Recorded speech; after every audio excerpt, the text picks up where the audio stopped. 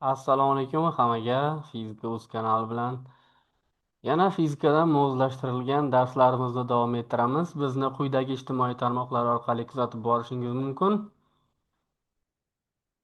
Instagram, YouTube, Telegram. Demak, bugungi mavzuning nazariy qismiga e'tibor qaratamiz. Bugun siz bilan jismlarning erkin tushishi, yuqoridan tashlangan jism harakatini o'rganamiz. Birinchi bo'lib, demak, yuqoridan tashlangan jism ya'ni vertikal tashlangan jism harakatida Aristotelning fikricha og'ir jismlar yengil jismdan tezroq tushadi degan nazariyani bergan, ya'ni massasi kattasi bo'lgani birinchi tushadi, massasi kichikrog'i keyinroq tushadi degan savolni fikrni bildirgan. Lekin bu nazariya noto'g'riligini ekanligini Galiley tajribadagi kuzatib ko'rsatadi, aniqlab beradi u. Galiley demak taxminan 1589-1592 yillar oralig'ida aniqlagan italiyalik olim Piza minorasida, demak u aytadi, havoning qarshiligiisiz ikkala jism ham bir vaqtda yerga tushadi. Demak, Galiley tajribasidan kelib chiqadigan xulosa, havo qarshiligi bo'lmasa, har qanday jism massasidan qat'iy nazar bir xil vaqtda bir xil tezlanish bilan tushadi. Demak, keyingi qismga e'tibor qilamiz. Keyingi qismda to'liqroq ma'lumot berilgan. Demak, erkin tushish hodisasini tajribada birinchi bo'lib mana vakuumli idishda, vakuumda havo so'rib olinyapti. Havo so'rib olingandan keyin o'sha tosh bilan, po'lat sharcha bilan pad tashlanganda ikkalasi bir xil vaqtda bir xil tezlanish bilan tushadi. Demak, erkin tushish hodisasini birinchi bo'lib Galiley 1589-yilda Piza shahrida og'ma minorada tajriba asosida aniqlagan. Demak, tajriba xulosasiga ko'ra nima deydi? Tajriba xulosasiga ko'ra har qanday erkin tushayotgan jism, o'sha yerning tortish kuchi ta'sirida tushayotgan jism yerga tushguncha tekis tezlanuvchan harakat qiladi. Tekis tezlanuvchan degani, demak, ya'ni tezlanishi o'zgarmay turadi, tezlanishi doimiy bo'lib turadi. Tezlanuvchan harakat tezligi ortadi. Har qanday erkin tushayotgan jism bir xil tezlanish bilan tushadi. Ya'ni bir xil tezlanish o'sha jumla, ya'ni tekis tezlanuvchan harakat qiladi. Jni qiymati o'zgarmaydi. Bu tezlanish erkin tushish tezlanishi deyiladi. Erkin tushish tezlanishi. Demak, havoning qarshiligi bo'lmaganda har qanday jism massasidan qat'iy nazar bir xil vaqtda bir xil tezlanish bilan tushadi. Mana ichida po'lat bilan pat bor, ikkalasi bir xil vaqtda bir xil tezlanish bilan tushgan. Endi yerning turli nuqtalarida erkin tushish tezlanishi bir-biridan biroz farq qiladi, chunki yer shar shaklida emas, bilamiz, elliptis, ya'ni og'ma qovun shaklida bo'ladi. Demak, o'rtacha kenglik, geografik kenglik, ya'ni mana bu qutb bilan ekvator oralig'ida jni qiymati o'rtasida masalan 9,81 bo'ladi. Qutbda eng katta qiymatga erishadi erkin tushish tezlanishi 9,83. Ekvatorda erkin tushish tezlanishi esa eng kichik qiymatga ega bo'ladi 9,79 metr taqsim sekund kvadrat. Masalalarda 10 deb olamiz. Masala shartida o'zi qiymati aytiladi, necha deb hisoblash kerakligi. Erkin tushish hodisasi, demak, yana bir bor eslatib o'taman, havoning qarshiligi bo'lmaganda har qanday jism massasidan qat'iy nazar bir xil vaqtda bir xil tezlanish bilan yerga tushadi. Bu tezlanish erkin tushish tezlanishi deyiladi. Keyingi qismga e'tibor qaratamiz. Demak, formulalarga to'xtalamiz. Erkin tushayotgan jism tekis tezlanuvchan harakat qiladi. Tekis tezlanuvchan harakat sharti nima edi desa, demak, mana yerda tekis tezlanuvchan deyapti. Tekis tezlanuvchan degani o'sha jni qiymati, ya'ni erkin tushish tezlanishining qiymati doimiy bo'ladi, tezligi yerga tushgan sari ortadi, ya'ni bir xilda ortadi. Bu tekis tezlanuvchan harakat hisoblanadi. Mana bu yo'l, agar boshlang'ich tezligi 0 bo'lmasa, ko'chishini mana xuddiki yo'l formulasiga o'xshayapti. Yo'l formulasida s teng v0 ko'paygan t plus a taqsim 2t kvadrat bo'lsa, bunda s ni o'rniga h kelyapti, a ni o'rniga j kelyapti. Qolgan narsa o'zgargani yo'q. V ni formulasi ham v teng tezlanuvchan harakatda v0 plus a ko'paygan t bo'lsa, endi erkin tushish tezlanishida v teng v0 plus j formula orqali aniqlanyapti. Agar jismning boshlang'ich tezligi 0 bo'lsa, balandlik h teng j kvadrat taqsim 2 ga, formula orqali v esa j formula orqali aniqlanadi. Demak, mana shu balandlik formulasidan t ni topadigan bo'lsak, tushish vaqtini formulasi 2h taqsim j bo'ladi. O'sha jismni yerga tushgandagi, yerga urilgan vaqtidagi tezligini esa v ni j ko'paytirilgan t ko'rinishida topamiz. J erkin tushish tezlanishi, t o'sha yerga tushguncha ketgan vaqt. Xulosaga e'tibor qaratamiz. Erkin tushayotgan barcha jismlar havoning qarshiligi siz bir xil tezlanish bilan tushadi. Jism tezligi har soniyada j miqdorga ortib boradi. Bu tezlanish qoidasidan kelib chiqyapti. Chunki bilamizki, bizlar tezlanish qoidasiga ko'ra, demak, tezlanish j teng yoki a teng, mana j a ga teng bo'lgani uchun a ni formulasi o'zi delta v taqsim t edi. Agar t ni o'rniga 1 soniya qo'yadigan bo'lsak, 1 sekundda tezligi j ga ortadi degan. Mana t ni qiymati 1 bo'lsa, tezligi 0,9,8 ga ortadi degan. Erkin tushish tezlanuvchan harakatning eng muhim misollaridan biri hisoblanadi. Tezlanuvchan harakatga yaqqol namuna misol deyapti. Demak, keyingi qismga e'tibor qaratamiz. Demak, erkin tushayotgan jismning t vaqtdagi tezligi, ixtiyoriy t vaqtdagi tezligi v teng v0 plus jt. v0 boshlang'ich tezlik, v keyingi tezlik yoki oniy tezlik deb yuritiladi. Agar v0 0 bo'lsa, erkin tashlangan bo'lsa, v ni formulasi jt bo'ladi. Erkin tushayotgan jismning o'rtacha tezligi v0 plus jt taqsim 2 formula bilan aniqlanadi. Bu formula qayerdan keldi degan savolga javob beramiz. O'zgaruvchan harakatda o'rtacha tezlikni topish formulasi.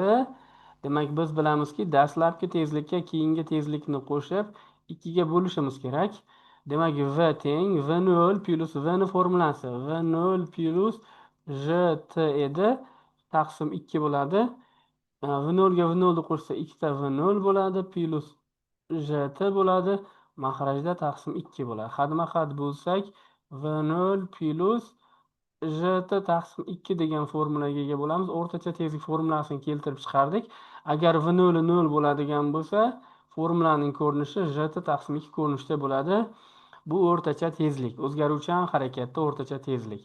Endi erkin tushayotgan jismning tushish balandligi h teng v0 plus jt kvadrat taqsim 2.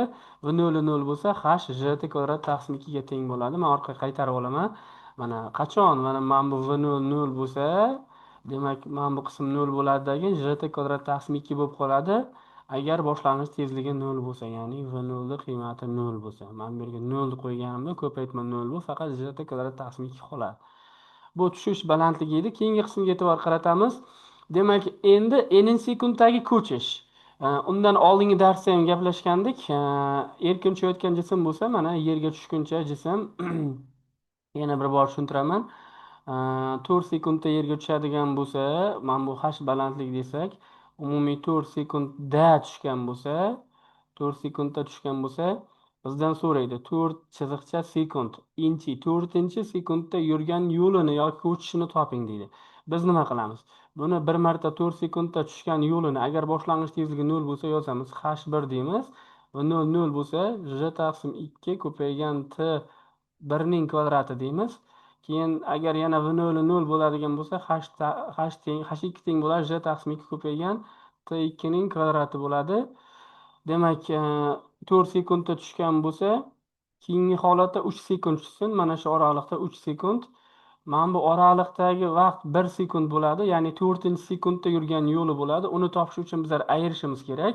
Demak, n sekund formulasi mana h teng j taqsim 2, 2n minus 1 bo'ladi. Bu yerda t ko'rinishda yozibdi. Odatda mana bunday ko'rinishda yoziladi. hn teng v0 plus j taqsim 2, 2n minus 1 formula orqali hisoblashimiz kerak. Agar boshlang'ich tezligi 0 bo'ladigan bo'lsa, hn teng j taqsim 2, 2n minus 1 formula orqali hisoblashimiz kerak. Bu n sekundda yurgan yo'lni topish formulalari hisoblanadi. Keyingi qismga e'tibor qaratamiz. Navbatdagi qismda, demak, erkin tushayotgan jism oxirgi delta t vaqt ichida delta h masofani o'tsa. Endi masalada keladi, boshlang'ich tezliksiz deydi. Masalalarda keladigan holatlarni tahlil qilyapmiz. Men bu yerga yozaman. Umumiy balandlik h bo'lsa, h balandlikdan j taqsim 2 ko'paygan t kvadrat formula orqali tushadi. Endi oxirgi deyapti. Oxirgi mana bu delta h ga delta t vaqt sarflayapti. Mana delta h ga mana bu yerga delta t vaqt sarflasa, tepadagi qism uchun sarflangan vaqt t minus delta t bo'ladi. Buni yurgan yo'lni h desak, bunisi katta h bo'lsa, kichkina h uchun yozaman. J taqsim 2 ketgan vaqt. Umumiy vaqtdan delta t ni ayirib taraman. Delta t ni kvadrati bo'ladi. Sistemani ayiradigan bo'lsak, ya'ni delta h degani h minus h ga teng bo'ladi. Soddalashtirsak bizda quyidagi formula hosil bo'ladi. Navbatdagi qismga e'tibor qaratamiz. Keyingisi bizda demak, delta t vaqt oralig'i bilan ikkita tomchi orasidagi masofa delta h ga teng bo'lsa, har bir tomchining uzilish vaqtini topish formulasi. Demak, bu ham boyagida eslanyapti. Ya'ni h umumiy balandlik uchun bir marta yozilyapti. Demak, h uchun yozsak, umumiy balandlik h teng j taqsim 2 ketgan vaqt t bo'ladi, t kvadrat bo'ladi. Endi mana bu yerda yurgan yo'lini, mana bu qism ozroq xato ketibdi. Delta h bo'lsa, mana shu yerdagi balandlikni delta h desak, tepadagi balandlik qandaydir h bo'ladi. Yana h uchun yozadigan bo'lsak, j taqsim 2 t minus delta t ning qavs kvadrati bo'ladi. Mana shu sistemani soddalashtirsak, bizda quyidagi formulalar hosil bo'lar ekan. Endi bu umumiy holat uchun masalalarda kelganda o'sha formulaga e'tibor qaratib ishlash kerak bo'ladi. Asosiy qismi shu. Keyingi qismda eng ko'p keladigan masalalardan biri hisoblanadi. Mana umumiy balandlik L ga teng yoki H ga teng desa, demak, umumiy balandlik uchun yozaman. L masofani jism boshlang'ich tezlikda tushgani uchun j taqsim 2 ketgan vaqt umumiy vaqt t kvadrat bo'ladi. Endi mana bu qismda yurgan yo'li L taqsim 2 ekan, demak, yo'lning yarmi deyapti. Yo'lning yarmi bo'lsa, j taqsim 2 ketgan vaqti t1 ning kvadrati bo'ladi. Xadma-xad bo'lsa, j taqsim 2 lar ketadi, L ham ketadi. 2 teng bo'ladi t kvadrat taqsim t1 ning kvadrati ildizda bo'ladi. Demak, shu yerdan t ni topsak, bu ildiz osti 2 t1 ga teng bo'ladi.